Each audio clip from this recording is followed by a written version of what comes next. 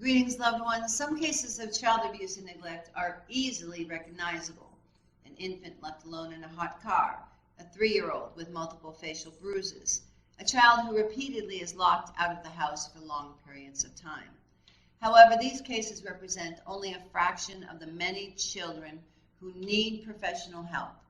What about the more subtle forms of abuse or neglect, such as verbal abuse, poor supervision, and overly strict discipline? Today we're going to talk about abuse, accidents, and supervision. Help us get these messages out. Please subscribe to our channel, follow us on Facebook, Instagram, and Twitter. Hit the like button, hit the notification bell, and please share these messages with others. You could save a life. The key to recognizing the various forms of child abuse is a basic understanding of the meaning of the term child abuse and neglect. There are numerous factors involved in defining child abuse and neglect, and we're going to list them. So we have cultural and ethnic backgrounds, attitudes concerning parenting, and professional training and affiliation. All of these contribute to a definition. In seeking commonly acceptable meanings, it is helpful to begin by distinguishing between abuse and neglect.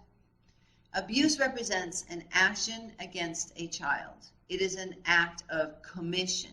Generally, abuse is categorized as follows: physical abuse, which is the non-accidental injury of a child; sexual abuse, which is any act of a sexual nature upon or with a child. The act may be for the sexual gratification of the perpetrator or a third party.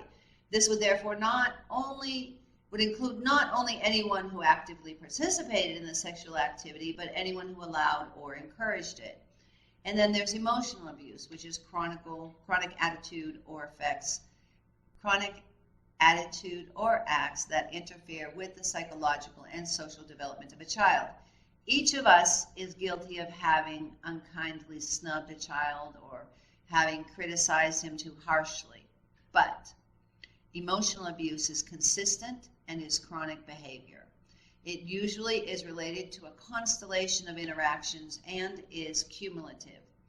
3 elements usually are involved in creating the environment for an incident of abuse. 1 is the abuser, 2 is the victim, and 3 is a crisis. A crisis generally will be the precipitating factor that sets the abuser's actions in motion. The crisis may come in any form or level of apparent severity. For example, the crisis may be the loss of a job, divorce, illness, death in the family, a child's wet pants, consistent crying, a broken dish. What is significant is not what the crisis is, but what it creates, a situation beyond the abuser's ability to cope in a normal manner. The culmination of the resulting frustration and anxiety is abuse.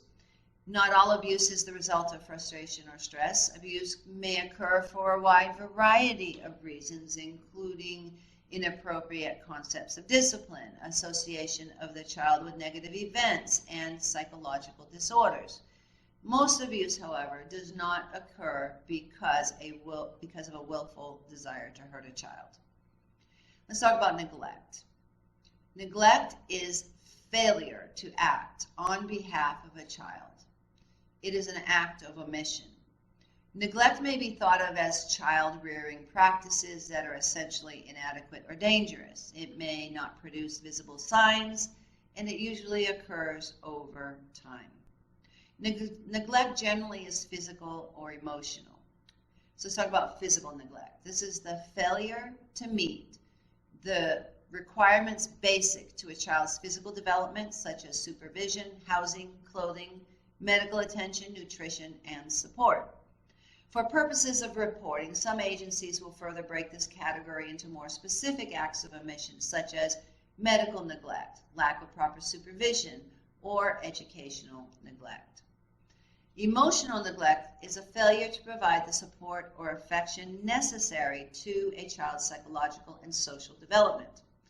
Failure on the part of the parent to provide the praise, nurturance, love, or security essential to the child's development of a sound and healthy personality may constitute emotional neglect. The effects of extreme deprivation can be seen in the medical syndrome non-organic failure to thrive. Failure to thrive is a condition in which children show a marked retardation or cessation of growth. On a normal growth chart, failure to thrive usually the children fall below the 3rd percentile. According to the CDC, over half of all children in the world, that is 1 billion children ages 2 to 17 years, experience violence every year. So the question is not if you will encounter a victim of violence. The question before God is, what will you do when you do encounter them? You could be the person who saves a life. You are called. We are all called to be champions for justice. Those who suffer violence, they need to know that those who love them and those who don't even know them will reach out to them and give them the help they need before it's too late. Help us get these messages out. Subscribe to our channel. Follow us on Facebook, Instagram, and Twitter. Hit the like button, hit the notification bell, and please share these messages with others. If you're a victim of violence, listen to me. You are valued. You are loved. You are intelligent, and yes, you are worthy.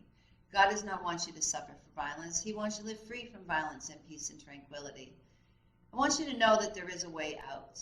I want you to know it is not your fault. Abuse is not love. And above all, I want you to know that you are not alone. If you're a victim of violence, reach out to someone today. If you find yourself in a dangerous situation, call 911 for help. If you know of a child suffering violence, tell the authorities. In our next episode, we're going to continue on this discussion of abuse, accidents, and supervision.